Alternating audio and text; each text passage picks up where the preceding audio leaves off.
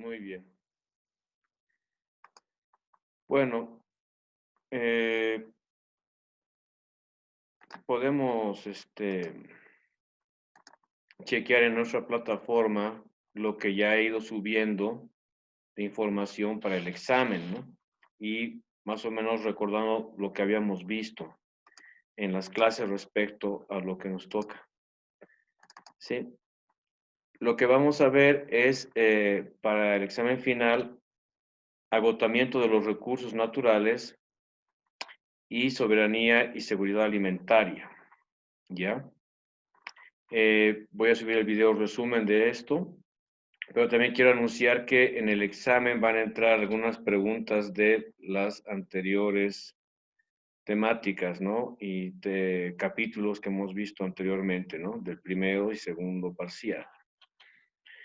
Bien, respecto al agotamiento de los recursos naturales, ¿se acuerdan que habíamos tocado el tema que había que definir qué era un recurso, ¿no?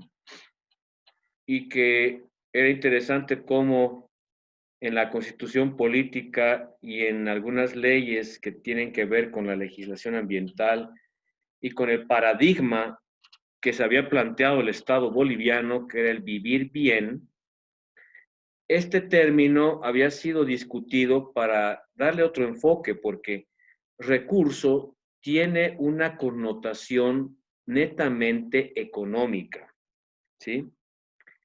Y además que si ustedes revisan, la mayor parte de la gente divide, ¿no?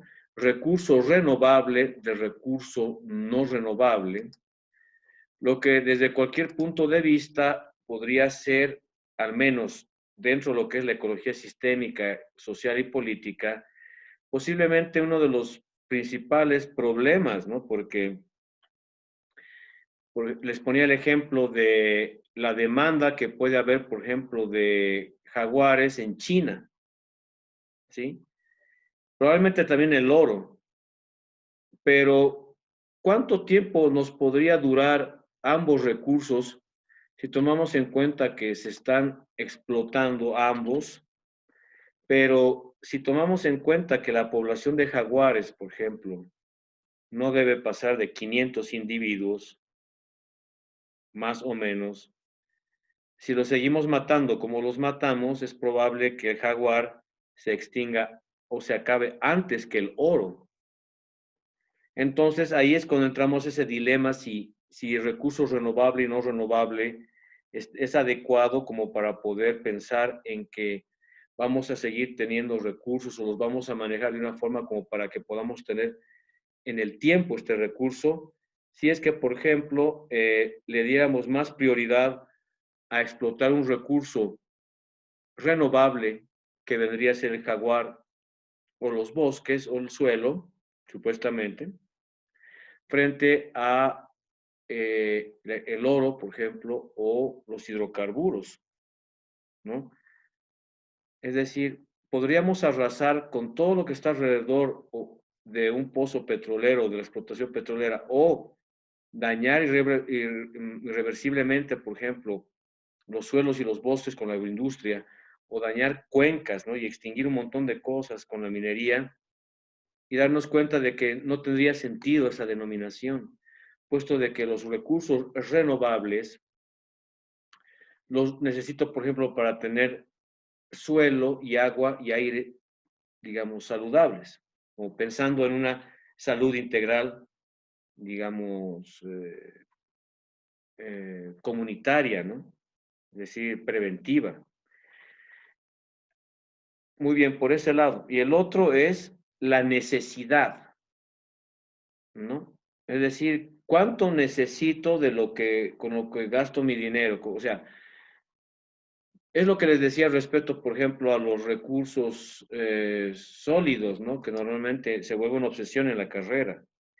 Probablemente el primer principio para, digamos, poder, inclusive, uno, producir menos de estos, es saber en qué vas a gastar tu dinero. O sea, ¿necesitas lo que vas a comprar o no?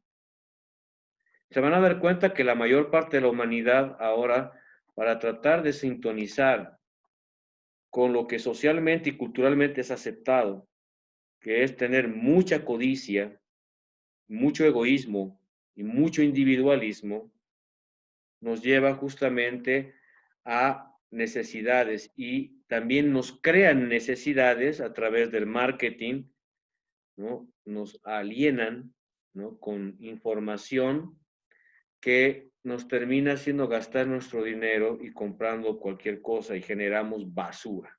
Pero todo eso ha tenido que ver con algo que ya les expliqué, el metabolismo social, ¿no? No podemos separar la sociedad humana de la naturaleza, porque es naturaleza, o sea, es como una muñeca rusa, esta es la naturaleza y dentro está la sociedad humana. No están los dos aquí, la sociedad humana y la naturaleza, no. La sociedad humana está dentro de la naturaleza es todo y dentro está eso. Somos parte de eso. Eso probablemente sea, ocurra o se empiece a uno a preocupar, diré, la humanidad de eso como algún inicio de un nuevo renacimiento, ¿no? Entender que soy un animal y como tal, como todos los otros animales y los otros 6 reinos, necesito de otros organismos para sobrevivir, ¿no? Y darme cuenta de la escala a la que va eso. Entonces, ven, la necesidad, el recurso y la necesidad del mismo pueden generar muchos efectos sociales, ¿no? Ecológicos, culturales, etcétera. Y ese tal vez debe ser el debate para entender el agotamiento de los recursos, ¿no? Y cómo más bien, más que el agotamiento de los mismos, porque eso depende de la demanda y de la necesidad, es cómo afecta al resto de los sistemas el tener que extraer estos recursos para determinadas situaciones. Solamente les puedo poner el ejemplo de cuando los españoles llegan e invaden el imperio, el Tahuantinsuyo, y para en esa época, para nuestros ancestros prehispánicos, el oro no tenía un valor como para los europeos. Y eso creó una cosa muy loca, ¿no? Porque cuando piden el dinero para secuestrar a Atahualpa y piden el dinero de rescate, pues se dan cuenta que al tiro la gente reúne eso y se impresionan del desprendimiento que tenían de eso, ¿no? Y cómo abundaba, porque la minería, para empezar, ya había, y es mentira el mito de Potosí de que Diego Huaypa prende una fogata, eso no. Esa mina era explotada por los incas, pero para otras cosas, ¿no? Para adornos, era más una minería de joyería. Y entonces para los españoles, cuando les dijeron de dónde sale todo este mineral, el Inca dijo de Potosí, en el sur. Y fueron ahí y plantaron una de las ciudades más cosmopolitas del planeta para su tiempo, ahí. Y, y tuvo que ver mucho también la tecnología inca y la española para mejorar inclusive la explotación de la misma. Y obviamente por el mecanismo de entendimiento o sea, es decir, más bien, perdón, la cosmovisión que tenían de la economía los europeos y los andinos era tan distinta que terminó haciendo que se explote a la gente con tal de sacar más y producir más. Y eso fue básicamente el surgimiento del capitalismo que conocemos moderno, ¿no? ¿Qué pasó? China en 1400, 1500 era una superpotencia y se chupaba todo y estaba dejando pobre a Europa. Y bueno, el descubrimiento, ¿no? Entre comillas digo porque no es tal, pero el descubrimiento de los europeos hacia América, el cual nunca la aceptaron porque hasta el día de hoy le dicen las Indias, ¿no? Básicamente, ¿no? Resulta que fue la lotería para Europa, para España. porque pudieron de esa forma, de alguna, librarse de esa cuestión de China, pero ahora ven cómo son las cosas, ¿no? Y bueno, esa noción, ¿no? Esa noción de recurso y necesidad y, digamos, de tratar de agotar con tal de satisfacer ciertas necesidades y actitudes de algunos grupos de élite, con tal de ellos mantener su poder y su economía, son capaces de eh, llevarnos a todos a la destrucción con tal de ellos mantenerse. Y si ellos se van a destruir, nos destruimos todos, digamos. Es más o menos su lógica. Es lo que les contaba que Karl Marx era su crítica, ese tipo de economía. No tiene nada que ver con la izquierda ni la derecha, ni nada de eso. Era otra cosa a la que apuntaba este señor. Por eso es que con Engels proponen esa situación, nos dicen, este tipo de economía va a acabar con la gente y va a acabar con la naturaleza. O sea, ellos decían, si esto en 1800, no mucho del inicio de la revolución industrial, ya se estaban dando cuenta, ellos decían, si esto es así, ¿cómo será de aquí a unos 200 años? Digamos.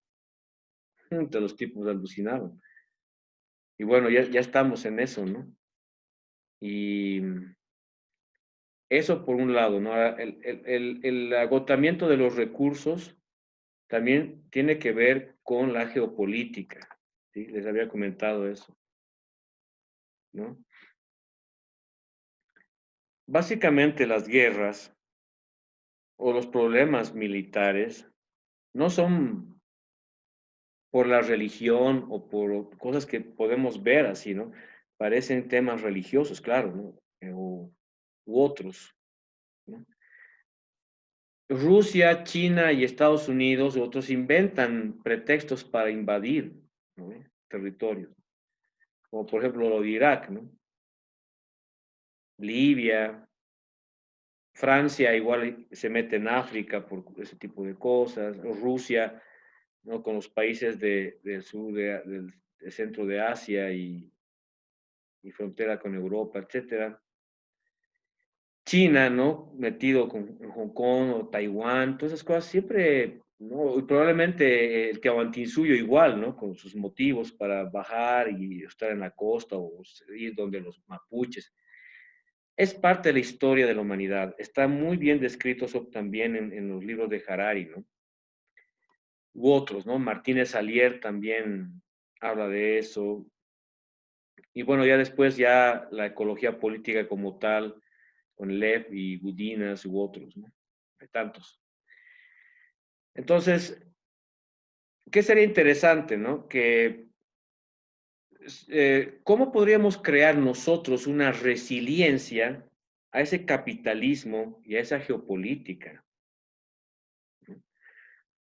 Primero, deberíamos conocer bien el territorio, ¿no ve? O sea, la población, ¿no?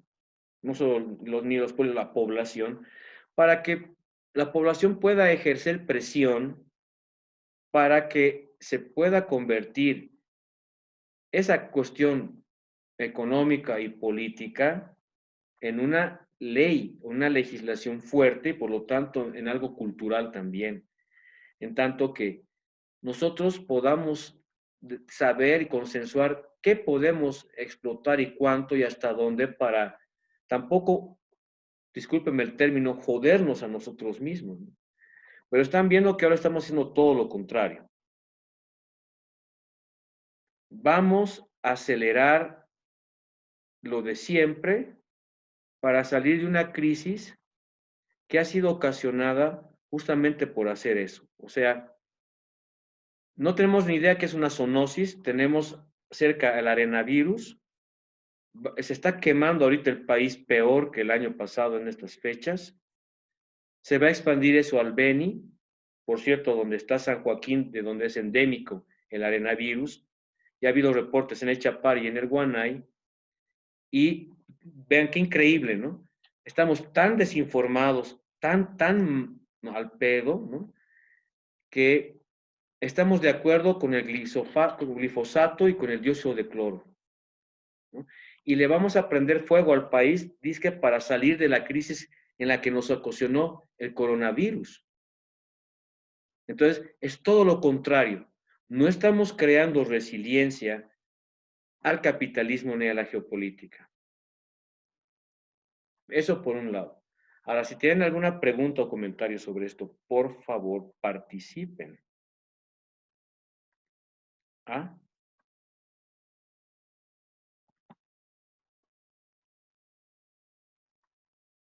¿Nada, chicos? ¿Qué pasó?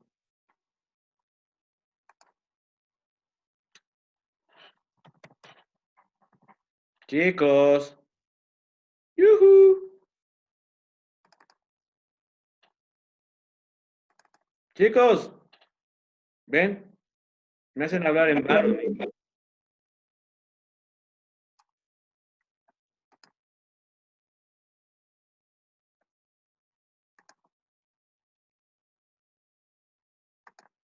¿No tienen nada que decir? ¿O es que he hablado en vano?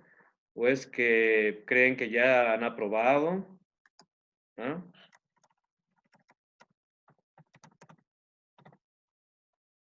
Chicos, ¿sí que? Buenas tardes.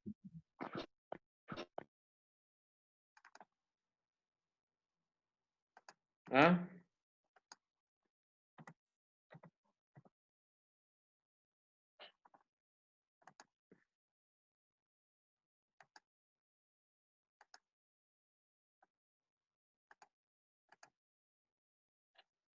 Gaby, tienes que decir algo, te veo por lo menos con la cámara prendida.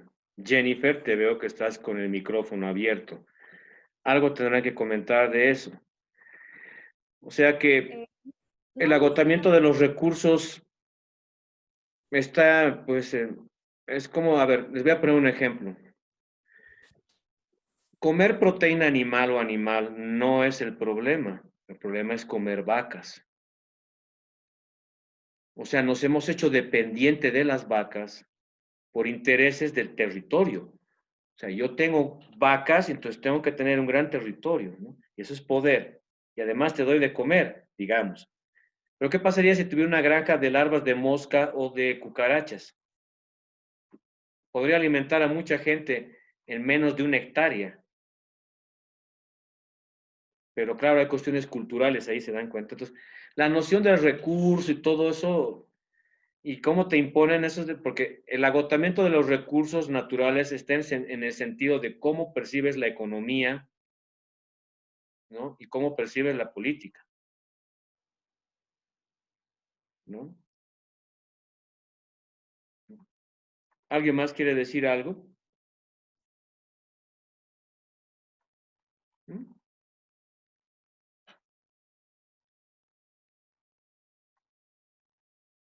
y se tengo una pregunta, ¿desde cuándo es considerado un recurso? Muy buena pregunta. Tiene que ver mucho con la economía, con la economía como ciencia, ¿no?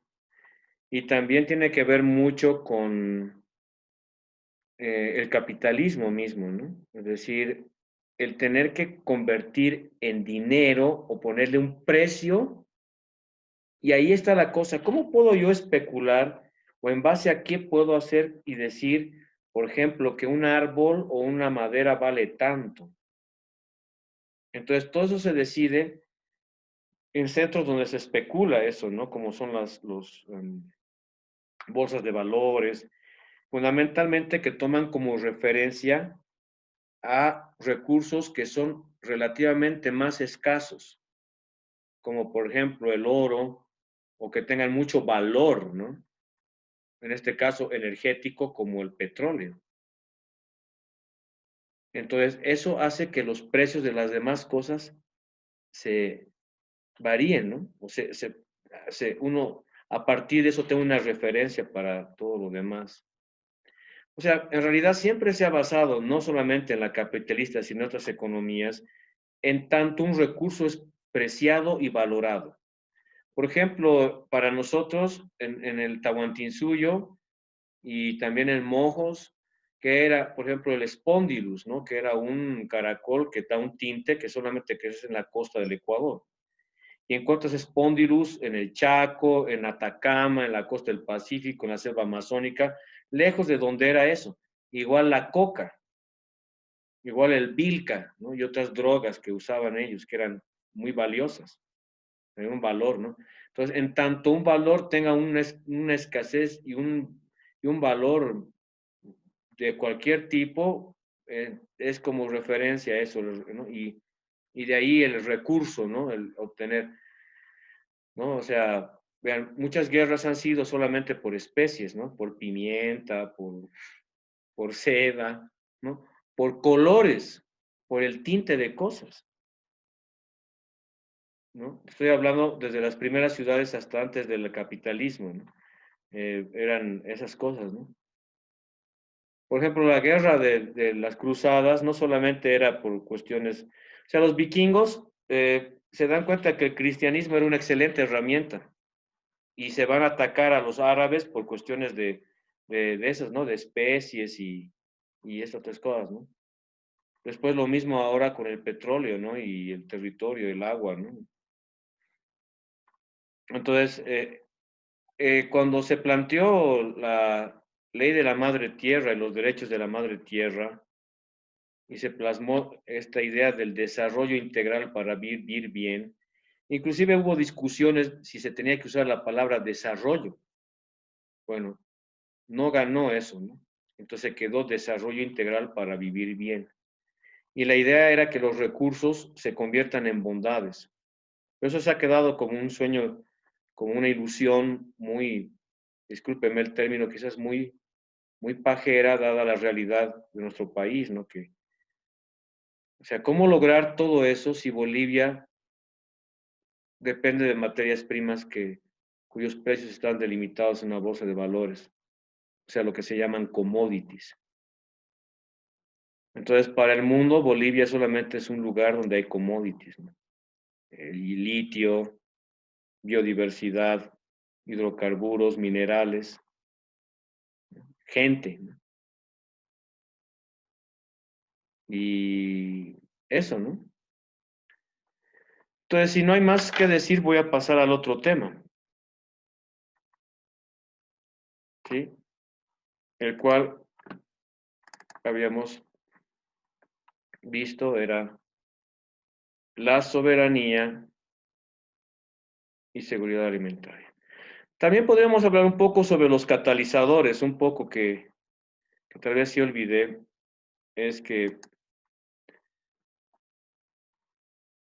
este agotamiento de los recursos, pero sobre todo los impactos que generan por la demanda que hay de los mismos, se traducen en comportamientos, ¿no? Y actitudes políticas que terminan en leyes.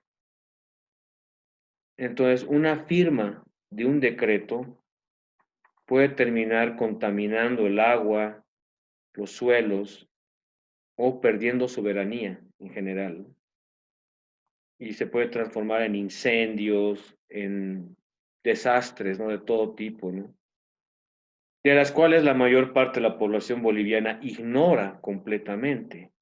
Su atención no está en eso. Ahorita, por ejemplo, se está quemando el país y bueno, obviamente con semejante situación de pandemia, nadie le va a dar bola a eso, ¿no? ¿Quién le va a dar bola a los chiquitanos y a los ayoreos, que de paso están con COVID en el 50% de su población? Están hechos pomada. No es terrible. Muy bien, si no hay ningún comentario o algo así sobre eso, ¿quién me puede decir entonces la diferencia entre soberanía alimentaria y seguridad alimentaria?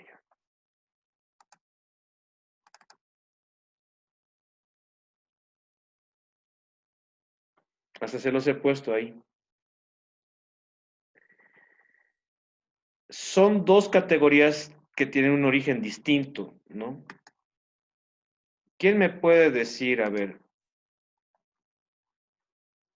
chicos, están deprimidos, ¿no?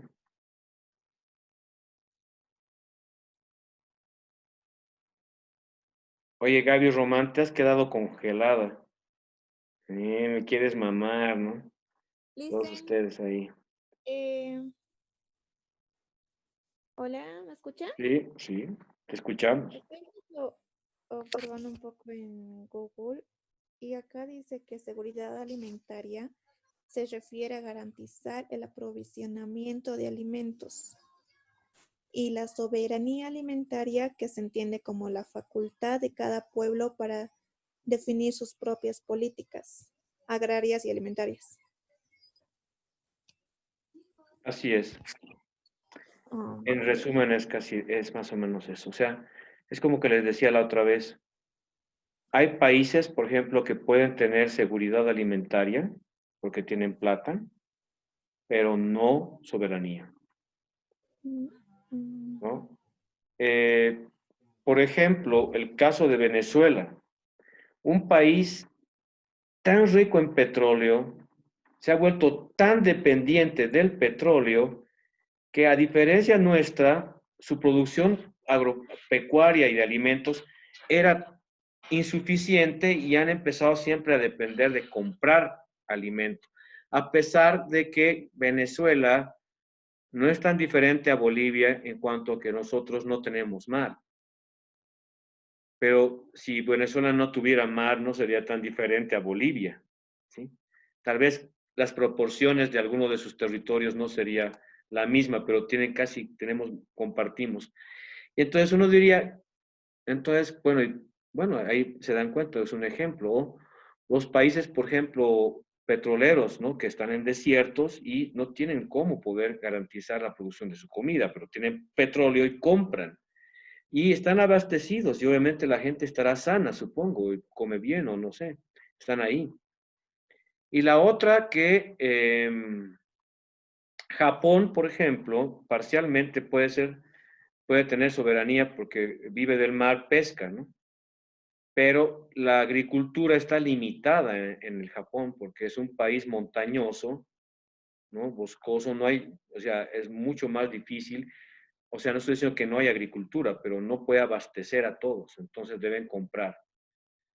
En el caso de Bolivia, Bolivia en realidad mm, debería tener las dos y de forma autónoma, porque no tendría, o sea, a ver, semejante germoplasma que tenemos nativo, más el que ha ido llegando y llega, y el que podríamos conseguir en un territorio impresionantemente diverso. O sea, es el colmo, pues, que no tendríamos seguridad alimentaria, soberanía y seguridad. O sea, en otras palabras, como decir seguridad alimentaria con soberanía o soberanía alimentaria para la seguridad alimentaria. Y bueno, Bolivia está cada vez yendo para destruir su soberanía alimentaria. El ejemplo es lo que hablábamos de las quemas y todo eso. Ahora va a entrar un eucalipto transgénico. Les voy a compartir, creo que les he compartido un artículo, ¿no? De Mongabay en la que me hacen una entrevista. ¿No lo han visto? Ahí les voy a pasar, hablo sobre el tema de los eucaliptos. Entonces, imagínense ahora, ya no vamos a tener ni siquiera comida, porque antes nos decían, alimentamos al país, ¿no? Porque ponían girasol, sorgo, maíz, caña y ganado y pollos y arroz y alcohol, entonces decían que nos estaban alimentando. Pero ahora, ¿qué van a decir? Porque van a poner eucaliptos, ¿no? Transgénicos. Bueno, no importa que sea. Es un eucalipto que es transgénico porque va a crecer muy rápido, pero está igual, además de que, miren, genera ledopatía ese árbol, ¿no? Se chupa el agua increíblemente, ¿no? Y en la época seca puede ser combustible, ¿no? Que además se puede quemar sus plantaciones de estos locos. O sea, les damos nuestras AFPs para que hagan locuras, ¿no? Imagínense que de aquí a 5 años se le queme su plantación de eucalipto. O sea, eso es una locura, ¿no? Total. Entonces, eso va atentando con nuestra soberanía alimentaria porque en vez de usar, imagínense, tenemos 77 grupos de maíces, No son 77 tipos de maíces, 77 grupos de maíces, más que México y Perú. Dentro de ellos hay muchas variedades. O sea, vamos a tener maíz transgénico, si podríamos usar eso, si en todos los pisos, bueno, y así puedo darles muchos ejemplos. Entonces, Bolivia no está yendo por salvar su soberanía alimentaria, ¿no? O sea, de hecho, por ejemplo, en estos 14 años hemos importado comida del Perú, por lo menos La Paz, para comer, porque nuestros yungas tienen monocultivos y minería, ¿no? El altiplano está cada vez más abandonado y no tenemos ni idea del territorio. O sea, les voy a poner un ejemplo.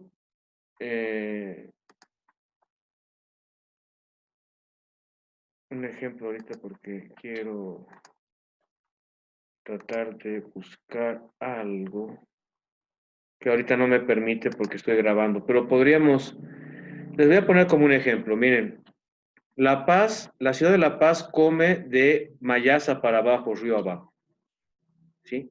Para empezar, el agua de las fuentes para el Alto y La Paz está contaminada por metales pesados, por la minería, entra a la ciudad y sale eso para regar nuestra comida, siendo que no solo el departamento nos podría dar, porque en todo el departamento hay suelos sanos y hay mucha agua en otros lados, pero insistimos en regar con nuestro río. Y ni siquiera el departamento, solo nuestra provincia Murillo sería suficiente. Hay muchos lugares en la provincia de Murillo donde poder sembrar nuestra comida con agua, pero no. Entonces, ¿ven? Nos sale caro el ni siquiera entender el territorio, ¿no? Es como si nos quisiéramos matar a propósito, ¿no? Como si no hubiera una cuenca un poco más allá. Podríamos trasladar todo eso hacia el Uribay o otros valles que están ahí que no están contaminados. Entonces, no podemos relacionar contaminación minera, entrar por la ciudad y salir eso y que... Imagínense una cebolla de esas. En el Mercado Rodríguez viene de ahí. ¿Se imaginan lo que esa cebolla bioacumula ahí? Porque la cebolla tiene que regarse con el agua harto, ¿no ven? De ese río, Choqueyapo. Entonces, y con lo que está ocurriendo el dióxido de cloro y todo eso, chicos, con esto quiero acabar, nos está saliendo muy caro el no tener una educación básica en ciencias naturales y biología en estos tiempos de pandemia y de pérdida de seguridad y soberanía alimentaria, ¿se dan cuenta? Y lo que vamos a hacer es pensar que agotar nuestros recursos naturales al extremo nos va a salvar de la crisis. Tenemos la economía más informal de la región, ¿se dan cuenta? Ahora estamos frágiles, porque dependíamos de cosas que no nos daban seguridad, sino eran efímeras y sin cálculo, ¿no? Nos dedicamos al comercio informal, le dimos demasiada importancia a ese sector en vez de estar preocupándonos por otros y ahora estamos fregados porque somos un país de comerciantes aislados del planeta Tierra. ¿Qué tal? Entonces ahora hay que darle más duro a la minería, más a los hidrocarburos, más a la agroindustria. O sea, otra vez lo mismo. Estamos fregados, ¿no? Entonces, se supone que la ecología política, social y sistémica nos debe dar los insumos para generar prontas soluciones, porque no se olviden que la ecología política es la nueva geografía. ¿Mm? Y que es mejor ante la incertidumbre mantener un principio precautorio que un mitigador. La mitigación es cuando la incertidumbre es baja. Pero si la incertidumbre es muy grande, debemos actuar con un principio precautorio. Muchísimas gracias, queridos estudiantes. Voy a subir sus preguntas del examen pronto, no desesperen, por favor, ténganme paciencia. Y cualquier duda, llámenme. Y ha sido un placer ser su docente. Gracias, Y pueden simplemente gracias. contactarme cuando quieran para cualquier cosa académica, estamos a la orden. ¿Sí? Muchas gracias, Lisa. Hasta el siguiente Gracias, semestre. licenciado. Nos vemos. Hasta luego. Ah, una Lisa. cosa, por si acaso va a haber cursos de invierno. Me han dicho que les avise. Ah, ya, gracias, Lisa. Gracias, Licen. Adiós. Muchas gracias. Hasta luego. Hasta luego, Licen.